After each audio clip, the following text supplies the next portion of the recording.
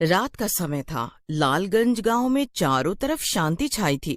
उसी समय अंधेरे में एक साया लालटेन पकड़े हुए जल्दी जल्दी कहीं चला जा रहा था।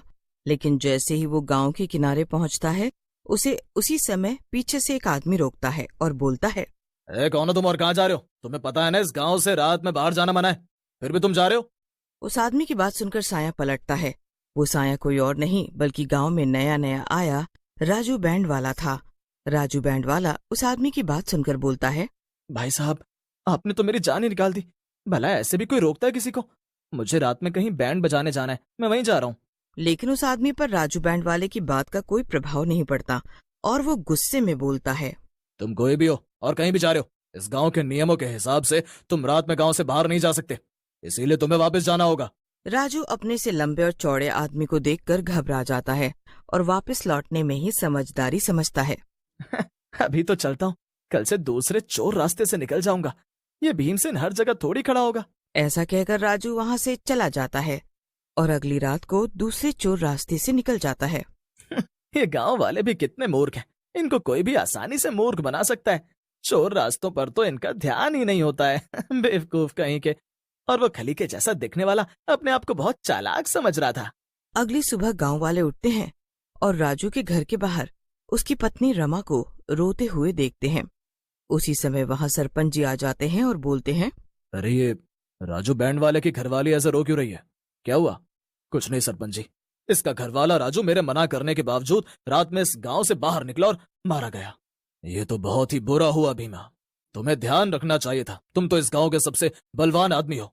मैं आपकी बात और गुस्सा दोनों समझता हूँ, लेकिन सरपंच जी, राजू किसी दूसरे चोर रास्ते से रात में चला गया और मारा गया, क्योंकि मैं तो मुख्य रास्ते पर ही पहरा देता हूँ। वो दोनों बातें कर ही रहे होते हैं कि तभी राजू के बूढ़े पिता रामलाल वहां आ जाते हैं और बोलते हैं, ये सब क्या हो गया सरपंच जी? मेरा बेटा कहाँ चला गया? उसे ढूंढिए ना, वो हमारा इकलौता सहारा था। अब हम आपके भरोसे हैं। रामलाल की बात सुनकर वहीं खड़े गांव के कुछ जवान लड़के, जिनके नाम सोनू और मणि होते हैं, बोलते हैं, चाचा जी, आप चिंता ना करो, हम गांव वाले मिलकर राजू भैया को ढूंढेंगे, क्योंकि अगर इसी तरह से गांव वाले रोज गायब होते रहे तो कुछ समय में इस गांव में एक भी आदमी नहीं रह जाएगा।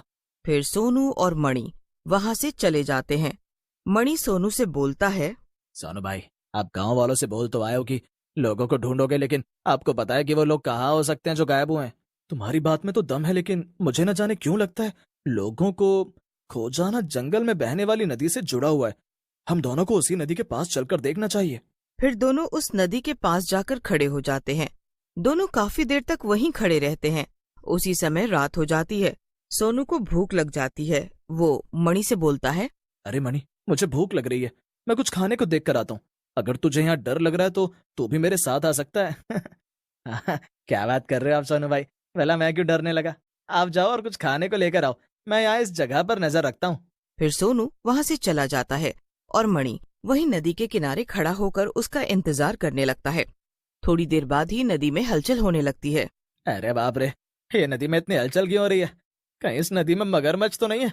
मुझे थोड़ा पीछे खड़ा हो जाना चाहिए। ऐसा कहकर मणि पीछे हो जाता है। उसी समय नदी में से एक बड़ा सा पंजा निकलता है और मणि को पकड़ लेता है। मणि डर के मारे जोर जोर से चिल्लाने लगता है, बचाओ सोनू भैया, बचाओ, ये हाथ मुझे नदी के भीतर खींच रहा है, मुझे बचाओ सोनू भैया। उसी समय सोनू भी वहां आ जाता है और यह दृश्य देखकर सुन्न हो जाता है। हे भगवान, ये सब क्या है? ऐसे तो ना कभी देखा ना सुना, इतना बड़ा हाथ। लगता है इस नदी पर कोई शैतानी साया है। फिर सोनू वहां से चला जाता है और एक पेड़ के नीचे परेशान होकर बैठ जाता है। उसी समय वहां पर एक साधु आते हैं। साधु सोनू को देखकर बोलते हैं, क्या हुआ बेटा, इतना उदास और परेशान कैसे बैठे हो? क्या हुआ, कोई समस्या है क्या? बाबा, आप यहाँ से जाओ, आप मेरी समस्या को नहीं सुलझा सकते। मेरे पास आपको देने के लिए कुछ भी नहीं है। बेटा, वैसे भी तू हम जैसे साधु को क्या दे देगा? हम तो साधु होते ही इस दुनिया को देने के लिए हैं। चल बता अपनी समस्या, शायद मैं तेरी कुछ मदद।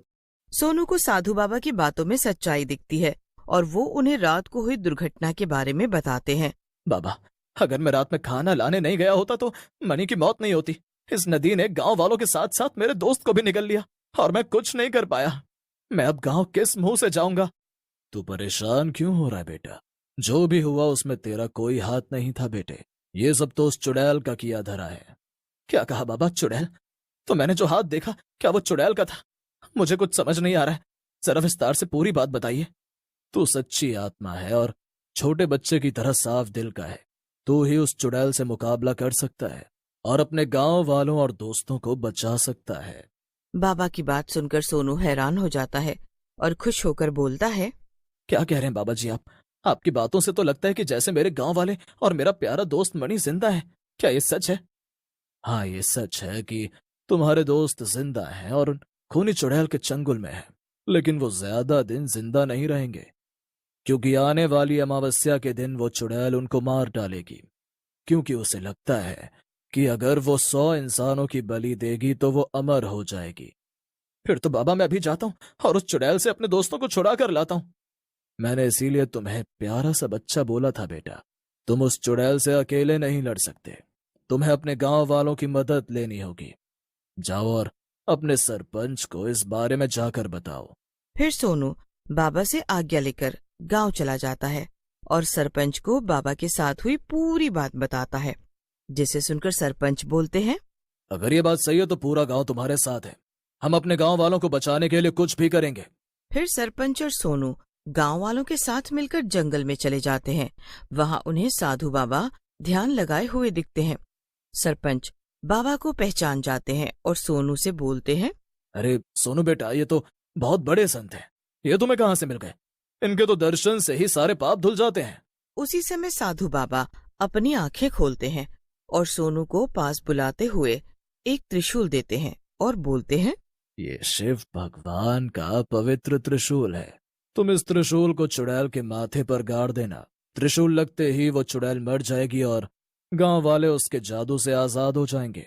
जैसे ही सोनू त्रिशूल को पकड़ता है, वो साधु बाबा वहां से गायब हो जाते हैं। सरपंच जी, मैं अब उस चुड़ैल को बुलाने जा रहा हूँ। आप सब गांव वालों को लेकर छुप जाओ और जब मैं आपको इशारा करूंगा तब आप सब बाहर आकर चुड़ैल पर हमला कर देना। ऐसा कहकर सोनू नदी के किनारे जाता है और जोर से चिल्लाता है। सोनू के चिल्लाने पर नदी के पानी में हलचल होती है और वही खूनी हाथ बाहर आता है। लेकिन जैसे ही हाथ उसकी ओर बढ़ता है, वो पवित्र त्रिशूल को उस हाथ से छू देता है। जैसे ही वो उस हाथ को छूता है, हाथ जलने लगता है। साधु बाबा की जय हो। ये पवित्र त्रिशूल तो सच में बहुत ही ताकतवर है। जैसे ही हाथ जलता है, वहां पर एक देवता आ जाते हैं और सोनू को बोलते हैं, सोनू, तुम्हारा शुक्रिया। तुमने मुझे इस चुड़ैल के चंगुल से आजाद करा दिया। मैं तुम्हें आशीर्वाद देता हूँ कि तुम इस चुड़ैल से जीत जाओ और इंसानियत को बचाओ। ऐसा कहकर देवता गायब हो जाते हैं। उसी समय चुड़ैल भी गुस्से में बाहर आती है और बोलती है, कौन है वो दुष्ट जिसने मेरे जादू को तोड़ा? मैं उसकी जान ले लूंगी। अपने सामने खड़े सोनू को देख चुड़ैल हंसने लगती है। तो तू है वो जिसने मेरे जादू को तोड़ा? इंसानों की भी हिम्मत बढ़ गई है। चुड़ैल अपने जादू से सोनू को बांधने लगती है। ये देख गांव वाले अपने लाठी डंडों से चुड़ैल पर हमला कर देते हैं। सोनू चुड़ैल के चंगुल से आजाद हो जाता है। फिर सोनू चुड़ैल को त्रिशूल के माथे पर गाड़ देता है। अरे अरे मर गई रे, अरे मर गई। नास मिटो, तुम सबने मिलकर मेरे किए कराए पर पानी फेर दिया रे। हाय रे हाय,